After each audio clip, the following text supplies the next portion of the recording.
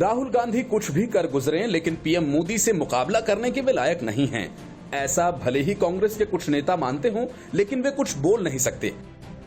लेकिन इतिहासकार रामचंद्र गुहा को बोलने या लिखने में ऐसी कोई समस्या नहीं है। इसलिए उन्होंने लिखा कि कांग्रेस नेता राहुल गांधी प्रधानमंत्री पद की रेस में नरेंद्र मोदी को पछाड़ नहीं सकते। उन्होंने कहा कि राहुल गांधी 2 बार नरेंद्र मोदी को चुनौती देने में विफल रहे हैं। ऐसे में क्या वो तीसरी कोशिश करने में सफल हो सकते हैं? हाल ही के एक सर्वे में पता चला कि कांग्रेस नेता ऐसा करने में सफल नहीं हो सकते।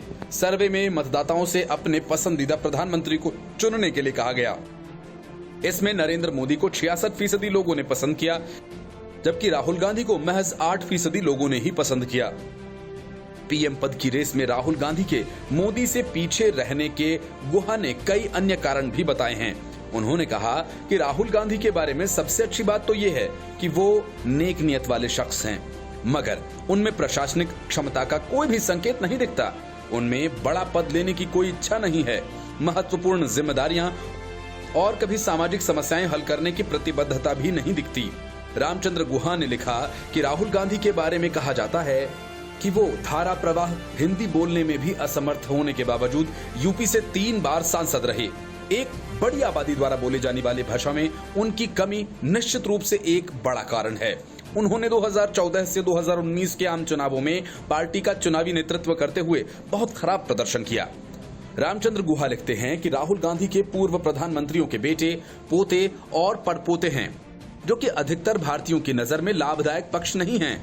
राहुल गांधी की अगुवाई में कांग्रेस जब प्रधानमंत्री और उनकी सरकार पर प्रेस को दबाने और असंतोष फैलाने का आरोप लगाती है, तो सत्ता पक्ष के पास सहज जवाब होता है। इंदिरा गांधी और उनके आपातकाल के बारे में कांग्रेस क्या कहेगी? इसी तरह कांग्रेस भारतीय क्षेत्र में चीनी सैनिकों के दखल होने पर पीएम मोदी को घेरती है, तो सत्तारूढ़ पार्टी का सहज जवाब होता है। 1962 में जवाहरलाल नेहरू की चीन के प्रति शिष्टता के बारे में कांग्रेस क्या कहेगी? इतिहासकार कहते हैं कि 2019 में वापस लौटते हैं, जब राहुल गांधी ने प्रधानमंत्री की व्यक्तिगत ईमानदारी को पार्टी के चुनावी अभियान में मुख्य मुद्दा बनाते हुए चौकीदार चोर है का नारा दिया। ये खराब समीक्षा थी। कांग्रेस को इसके बजाय लगातार पूछते रहना चाहिए था कि 2014 में अच्छे दिन का वादा किया था, कहां हैं? लेख में कहा गया कि राहुल गांधी पिछले 16 सालों से सार्वजनिक जीवन में हैं और राजनीति में उनके करियर का आकलन उन लक्षणों को उजागर करेगा जो उन्हें प्रधानमंत्री नरेंद्र मोदी के विकल्प के रूप में अनुपयुक्त बनाते हैं, जैसे चुनाव अभियानों में गलत नारों के और विषयों को चुनने के रूप में उनके पास राजनीतिक बुद्धिमत्ता का अभाव है। राहुल गांधी सामान्य रूप से एक उदासीन वक्ता हैं और विशेष रूप से भारत में सबसे अधिक समझी जाने वाली भाषा हिंदी के जानकार। उनके पास प्रशासनिक अनुभव का अभाव है। हफ्तों तक लगातार सार्वजनिक मंच से गायब रहने के अलावा उनमें सहन शक्ति और तप का अभाव है। Bureau report, news of India.